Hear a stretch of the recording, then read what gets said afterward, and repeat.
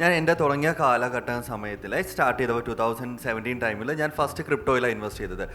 എല്ലാവരെയും പോലെ തന്നെ വലിയ ലോസ് ഉണ്ടായി. ദെൻ പിന്നെയും തിരിച്ച് കടം വാങ്ങിച്ച് എല്ലാവരും ചെയ്യുന്ന പോലെ തന്നെ ഫ്രണ്ട്സിൻ്റെ കയ്യിൽ നിന്നും അവിടുന്ന് ഇവിടുന്നൊക്കെ കടം വാങ്ങിച്ച് കയ്യിലുള്ള സാധനം എല്ലാം കൊണ്ട് വിറ്റ് പെറുക്കി കൊണ്ട് ഇൻവെസ്റ്റ് ചെയ്തു. പിന്നെയും അത് അത്യാവശ്യം റിട്ടേൺ തന്നു. അങ്ങനെ അത്യാവശ്യം കുഴപ്പമില്ലായിരുന്നു. പക്ഷേ ഞാൻ ഈ ഇതെല്ലാം കൊണ്ട് ഇൻവെസ്റ്റ് ചെയ്യാൻ തുടങ്ങി. ക്രിപ്റ്റോയില്ല ഫസ്റ്റ് ഞാൻ ഇൻവെസ്റ്റ് ചെയ്യാൻ. ഞാൻ ഫസ്റ്റ് സ്റ്റോക്കിലോട്ടല്ല വന്നത്. അന്ന് ഞാൻ ചിന്തിച്ചത് crypto is legit, stock market ഉടായ്പാണ്, ഇതാണ് ഞാൻ വിചാരിച്ചുകൊണ്ടിരുന്നത്. എന്നിട്ടാണ് എൻ്റെ ചിന്താഗതികളൊക്കെ മാറി വന്നത്. അപ്പോൾ ഞാനിങ്ങനെ ഇൻവെസ്റ്റ് ചെയ്ത് കഴിഞ്ഞപ്പോൾ എനിക്ക് ഡെയിലി യൂസ് ചെയ്യാനായിട്ട് എൻ്റെ കയ്യിൽ ഫണ്ട് ഇല്ല. ആ ഒരു സിനാരിയോയിൽ വന്നു.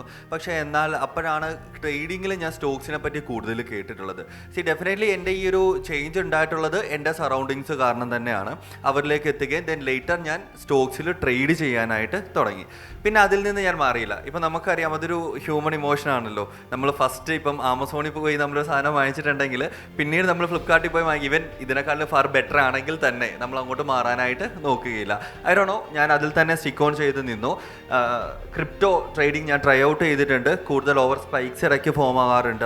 അതൊക്കെ ആയിട്ട് എനിക്ക് സിങ്ക് ആകാൻ പറ്റിയിട്ടില്ലായിരുന്നു. അത്രയേ ഉള്ളൂ കാര്യം, വേറൊന്നുമില്ല.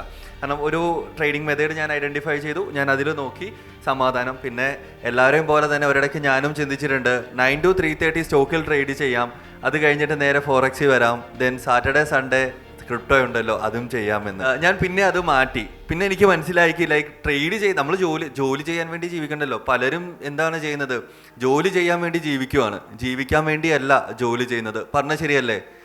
ആ ഒരു കോൺസെപ്റ്റ് മാറ്റണമെന്ന് എനിക്ക് തോന്നി. ദെൻ ലേറ്റർ ഞാൻ ട്രേഡിങ്ങിൽ സ്റ്റോക്സിൽ മാത്രം ഫോക്കസ് ചെയ്തു. ഇൻട്രാഡേ ആയിരുന്നു ആദ്യമേ ചെയ്തുകൊണ്ടിരുന്നത്. പിന്നെ ഞാൻ സ്വിങ്ങിലോട്ട് മാറി.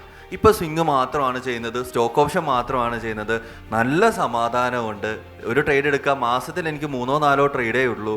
സമാധാനം. ഒരു 6% ഇല്ല 5% ഞാൻ പ്രോഫിറ്റ് ബുക്ക് ചെയ്യുന്നുണ്ട്. സമാധാനം. അങ്ങനെ മാറി നിൽക്കുകയാണ്. വേറെ കൂടുതൽ റിസ്കിലോട്ട് പോയില്ല. അതായിരുന്നു.